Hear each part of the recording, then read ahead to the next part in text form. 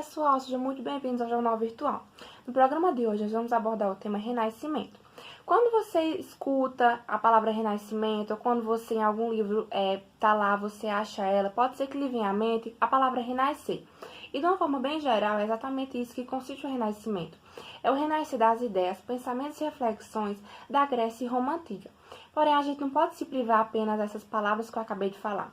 Por isso, no programa de hoje, nós vamos aprofundar isso e vamos entender um pouco mais o que foi o Renascimento, quem estava por trás de todo esse movimento.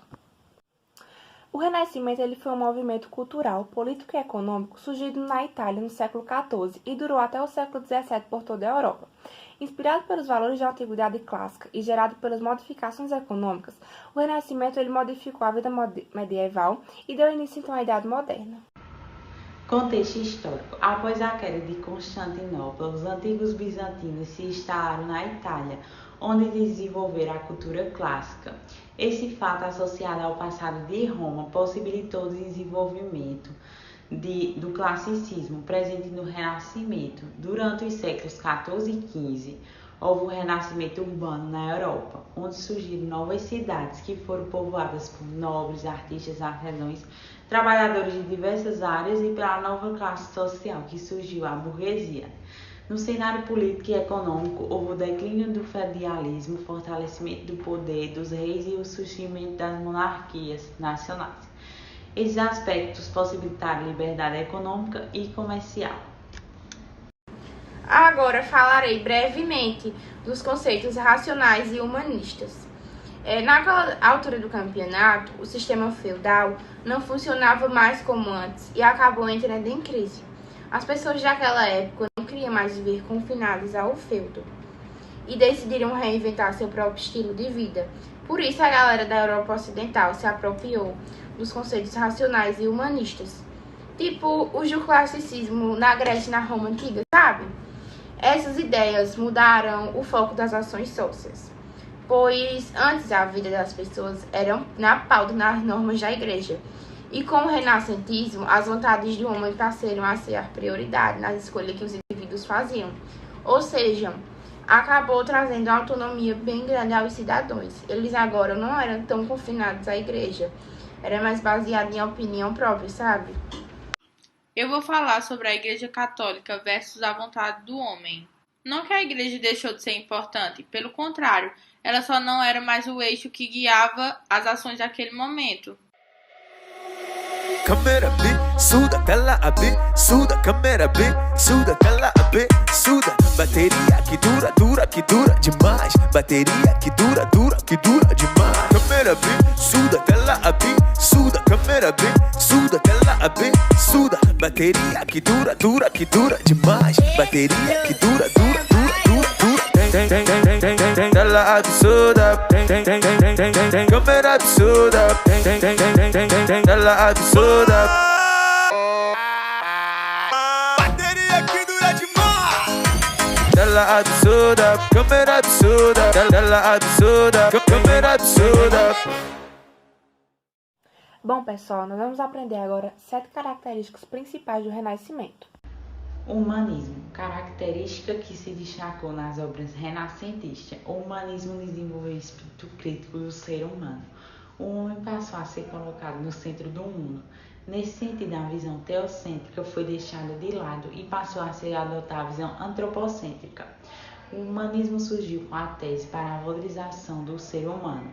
Nas obras renascentistas, essa característica se fez presente na filosofia, onde se desenvolveu o espírito crítico do ser humano, e nas artes, com a reprodução de situações do cotidiano e na fiel representação dos traços e formas dos seres humanos.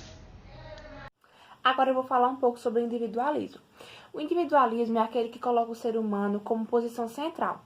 Essa teoria está relacionada com o conhecimento íntimo do ser humano, como aquele que conhece a si mesmo e busca satisfazer suas próprias vontades. Isso tudo gira em torno de que o direito individual está acima do direito coletivo. Agora eu vou falar um pouquinho do racionalismo. O racionalismo foi uma das principais características do Renascimento, que serviu como base para o pensamento na qual a razão se sobrepôs à fé.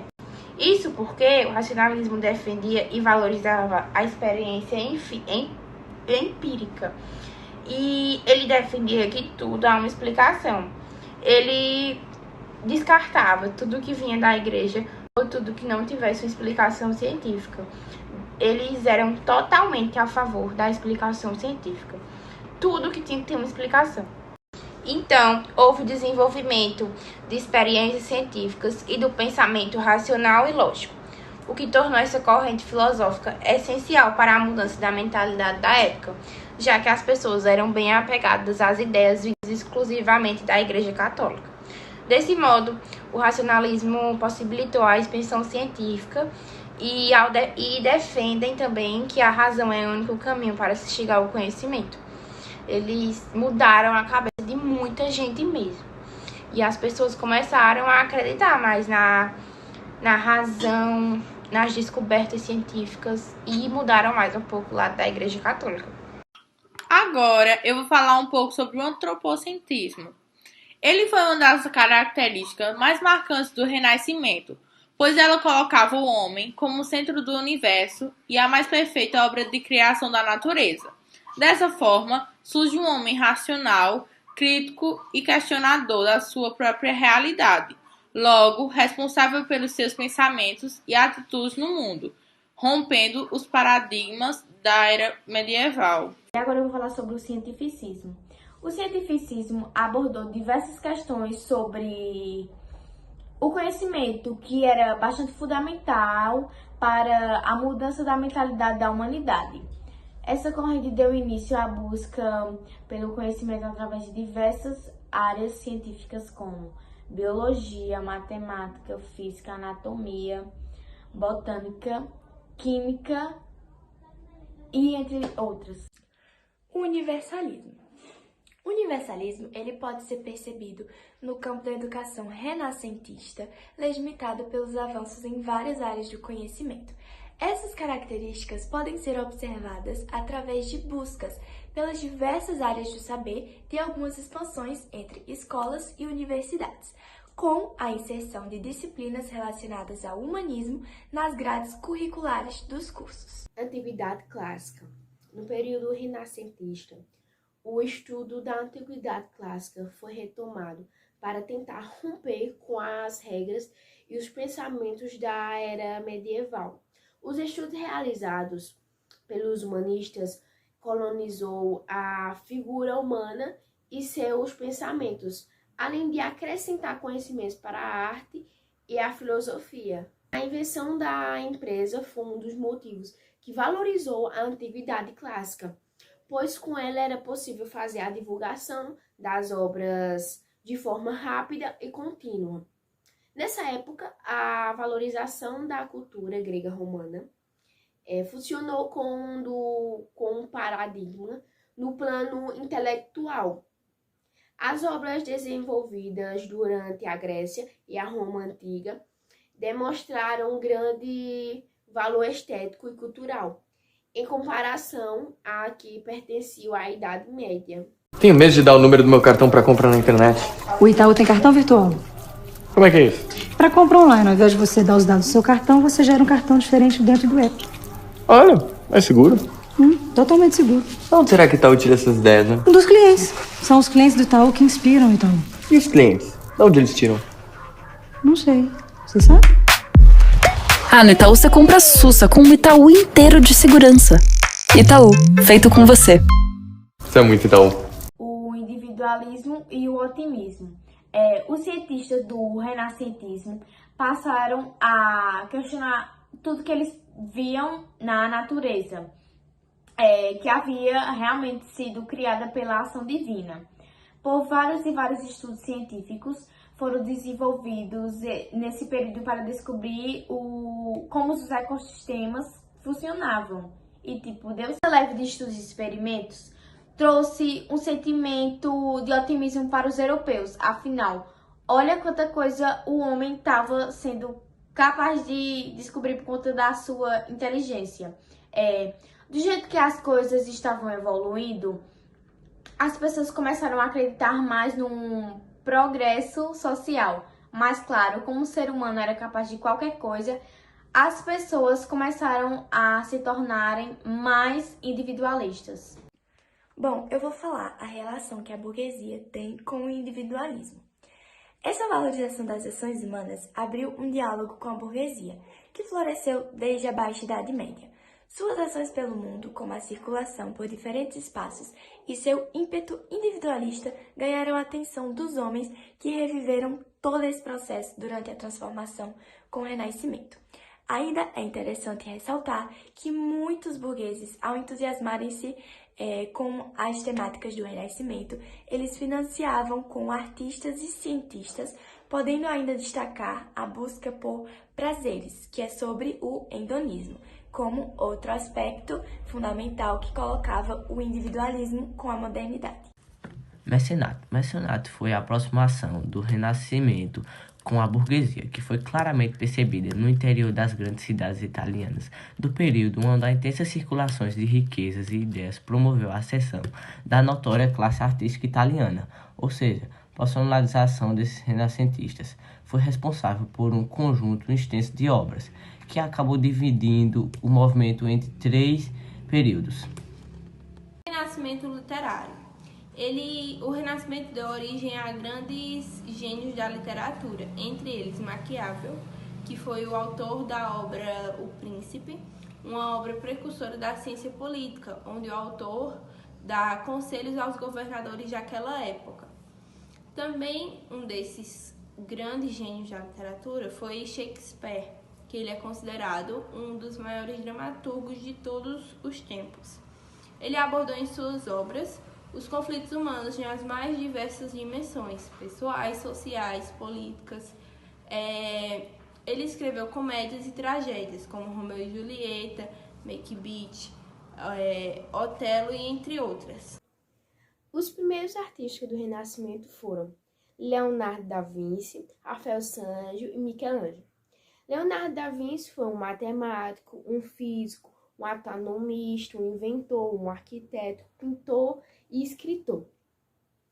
Ele foi estereótipo do homem renascista que denominava várias ciências, que isso é considerado um gênio absoluto. A Mona Lisa e a Última Ceia são suas obras-primas. Rafael Sanzio, um mestre de pinturas e famoso por saber transmitir sentimentos delicados através de suas imagens da Nossa Senhora. Uma de suas imagens mais famosas é a Madonna do Prado. Michelangelo, um artista italiano cuja obra foi marcada pelo humanismo, além de pintor, já foi um dos maiores escultores do Renascimento. Entre suas obras, destacam-se a Pietà David, a Criação de Adão e o Juízo Final. Também foi responsável por pintar o teto da Capela Sistina. Vem aí a prova do Enem. Esperto, se prepare bem. Cheque informações no cartão de inscrição. Saber onde a sua prova evita um problemão. Confira dados pessoais e a língua selecionada. E se seus pedidos foram atendidos? Prova do Enem. Confira seu cartão de confirmação em enem.inep.gov.br.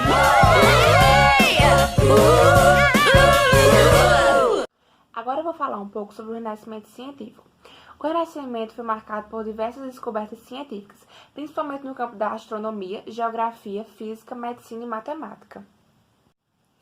Entre algumas pessoas que se destacaram no Renascimento científico, temos Galileu Galilei, que descobriu os anéis de Saturno e as manchas solares, onde ele foi perseguido pela Igreja e obrigado a negar publicamente suas ideias e descobertas.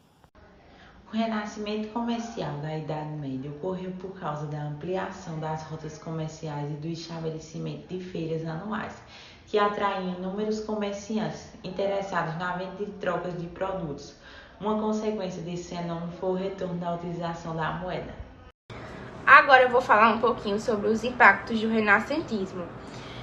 O renascentismo, por ter deixado a teoria de que tudo merece uma explicação científica, avigorou também vários campos, como arte, literatura, cultura e ciência, com a preocupação de revelar o mundo. O renascentismo suscitou valores e questões que se fizeram presentes em diversos campos e em quase todo o Ocidente, o que acabou trazendo, querendo ou não, uma boa influência dos estudos.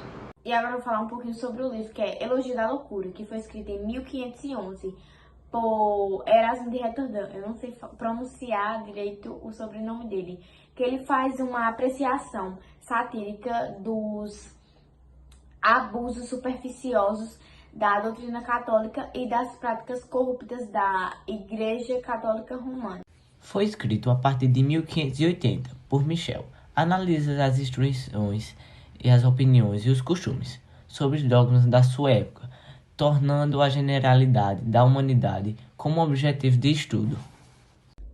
Bom, tem um livro que se chama Hamlet, que foi escrito por Shakespeare em 1599, e ele traça um mapa no curso de vida, na loucura real e na loucura fingida, do sofrimento opressivo e na raiva fervorosa, e ele explora sobre vários temas, como traição, vingança, incesto, corrupção e moralidade. Já se falou muito no novo normal, mas já imaginou como vai ser o novo incrível? E o novo sensacional? As novas oportunidades? O novo inesquecível? Para realizar suas conquistas ali na frente, o primeiro passo é visualizar. E você tem o Banco do Brasil inteiro para te ajudar a conseguir. Já imaginou? Banco do Brasil. Vem ser cliente. Então, pessoal, eu espero que tenha dado para vocês compreenderem sobre o Renascimento. E agora a gente vai entrar na parte de arte e doutrina. Arte e doutrina. A tomada de Roma é o consequente derrocada do impulso romano do Ocidente no ano de 476. Marca o fim da Idade Antiga e abre precedente para um novo período denominado Idade Média, que se estenderia até o ano de 1453, que se findaria, entre tantos motivos, com a tomada de Constantinopla pelos muçulmanos. Assim, a vida urbana tornou-se impossível e os habitantes na cidade se viram obrigados a procurar nos campos a sua sobrevivência do poder romano. Restava apenas o Império Romano do Oriente, situando em Bisácio, posteriormente denominada Constantinopla. Arte medieval. A arte medieval é aquela que foi produzida durante o período da Idade Média, entre o século V ao século XV. Ela está associada à religiosidade, uma vez que a igreja, nesse período, tinha grande poder e influência na vida das pessoas. O teocentrismo, que é Deus como centro da Terra, foi a principal característica da cultura medieval. Representação espiritual do corpo. Como a Igreja se opõe ao naturalismo grego-romano, sendo fundamental a representação de índice religioso, as imagens passaram a assumir uma forma alongada, sem demarcação do que seria o corpo, de forma a aludir ao valor da figura. O que realmente importava não era a carne, mas o espírito. A performance invocou um estado de contemplação e misericórdia. A clareza das representações era muito mais importante do que copiar a realidade. Eles eram simbólicos e ao mesmo tempo estilizados. Iluminuras. Chamamos de iluminuras ornamentos presentes em livros e manuscritos, efetuados em recursos como desenhos, pinturas e aplicação de folhas em metal. Esses ornamentos iniciam frequentemente nas letras iniciais decoradas com símbolos religiosos e que naquela época medieval eram executadas principalmente por monges. O canto gregoriano é o canto litúrgico estabelecido no século VI, adotado pela Igreja Católica como canto oficial, de caráter introspectivo e meditativo, por isso foi tão praticado nas ordens conventuais. Nessa época, o cristianismo passou a dominar os principais centros, onde as artes floresciam. Com a música não foi diferente. Um dos principais objetivos do canto gregoriano foi transmitir o evangelho, valores cristãos e crenças através do canto. Pix no Banco do Brasil. Já imaginou o que muda para você? Transferir para qualquer conta, a qualquer hora ou dia. Pagar e receber sem maquininha. Pagar boletos no último minuto. Dividir a conta na hora. Cadastre-se agora, é facinho. Dá para fazer por comando de voz. Pix no Banco do Brasil. Já imaginou? Um dos elementos mais marcantes da Idade Média são os vitrais. Elementos que ficavam nas igrejas e formavam imensas e coloridas janelas, que muitas vezes apresentavam. Uma curiosidade é que, por ser muito duradouro, o mosaico também pode ser chamado de pinturas para a eternidade. Naquela época, eles eram muito usados. As pessoas acabavam se expressando muito através dos mosaicos. Peças de vidro de mais variadas cores. O afresco é uma técnica de pintura em 5D, em paredes ou tetos. Geralmente as paredes são de gesso, revestidas com argamassa ou ainda frescas. E geralmente assumem em forma de mural. Muitas vezes, inclusive, o termo é utilizado para referir-se à pintura mural. E afinal, o que seria o mosaico? O mosaico é uma arte decorativa que consiste em criar figuras geométricas ou abstratas com pequenos fragmentos de materiais.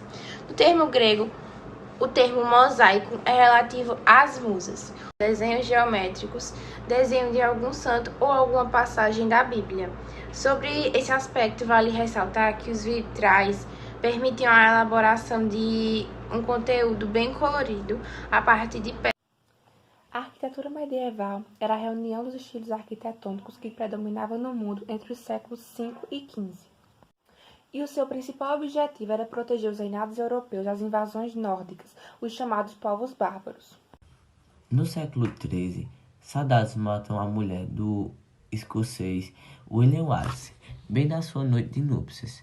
Para vingar sua mulher, ele resolve liderar o seu povo em uma luta contra o rei inglês Edward, e ocorre uma violenta batalha com o objetivo de liderar a Escócia. Cruzada. Balian é um jovem ferreiro francês que guarda luto pela sua esposa e pelo seu filho.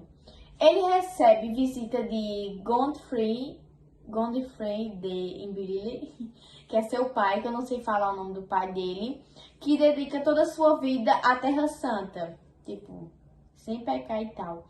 E Balian também quer realizar isso e promete para ele mesmo. Balian decide permanecer em Jerusalém, sendo cavalheiro para um rei amaldiçoado. Nosso programa chegou ao fim e o nosso desejo é que vocês tenham compreendido tudo que foi abordado aqui de forma clara e objetiva.